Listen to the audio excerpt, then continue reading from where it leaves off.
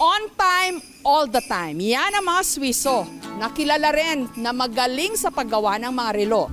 Para saan pa nga at sa Switzerland gawa ang ilan sa pinakamahal at pinakasikat na luxury watches sa buong mundo. Dito sa Geneva, kung saan nagsimula ang Swiss watch at clock industry ng Switzerland noong 16th century, may isa tayong kababayan na dating nagtrabaho rito sa isa sa pinakakilalang luxury watch brand. Si Nathaniel, isang jewelry maker. Anong trabaho mo doon dati? Nakakapasok po ako doon para sa assembly ng bracelet tsaka lock nila. Ang paggawa ng relo, malaking industriya rito. At ang ilan nga sa pinakamahal na milyones ang presyo, madalas pang gawing koleksyon ng ilang Pinoy celebrities. Ang watchmaking kasi, itinuturing ng mga Swiss na isang science. Kaya sakto ang oras at isa ring art o sining. Bakit sila magaling kaya doon? Anong meron sila na wala tayo? Passion and pride. I'm sure maganda sweldo. Mahal yung relo na yun eh. Doon din po ako nakapag-ipon.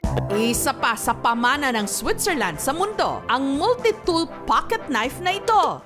Paboritong gamitin ng ating mga tatay, tito, lolo, ang Swiss knife. Kilala ang Switzerland sa pagiging neutral.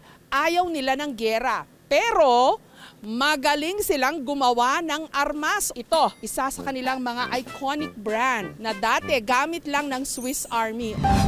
Pero dahil sa pagiging innovative, maparaan o maimbento ng mga Swiss, pinago nila ang disenyo at dinagdagan pa ng tools at gamit. Ito yung main, kutsilyo, pero meron siyang can opener. Galing ng concept ng Swiss knife eh. Kutsilyo rin na maliit, pambukas ng alak at toothpick. Bili tayo. Binilin kasi ng tatay ko. Gusto niya raw ng Swiss knife kasi yung unang niregalo ko sa kanya na wala. 40 and 2. In euro? Yes. Okay. 42 euro. Pag kinompute mo yan or kinonvert mo into pesos, 2,400. Pwede raw natin ipa-engrave. So yung sa tatay ko, papa-engrave ko. Free name engraving sa kanilang pocket knife. Wala pang parang 2 minutes lang. Si TJ, hobby ang pangungulekta ng samut-saring army knife. Ang kanyang koleksyon, umabot na ng mahigit 100 piraso. Ang pinakauna kong binili sa sarili ko is ito. This one is Hunter Pro. So ito yung everyday na kinikerry ko. This one is Swiss Champ. Ito yung 91mm. So 33 function siya. Ang pinakauna niyang pocket knife, regalo raw sa kanya ng kanyang live-in partner na si Nika. Yung favorite color ko is blue. Lagi nasa bulsa ko, kakain ka ng meat, medyo matigas, hindi ka na humingi ng knife. Ang ilan naman sa kanyang koleksyon, sa Switzerland niya pa nabili. Ito naman daw ang isa sa pinakamahal. Rare na siya. Umaabot ng 30,000. Eh magkano na kaya ang halaga ngayon ng koleksyon ni DJ? Siguro umabot na rin ng million lahat. Pag nakikita ko siya dyan, titiyan ko lang yung mga collection ko. Parang masaya lang ako.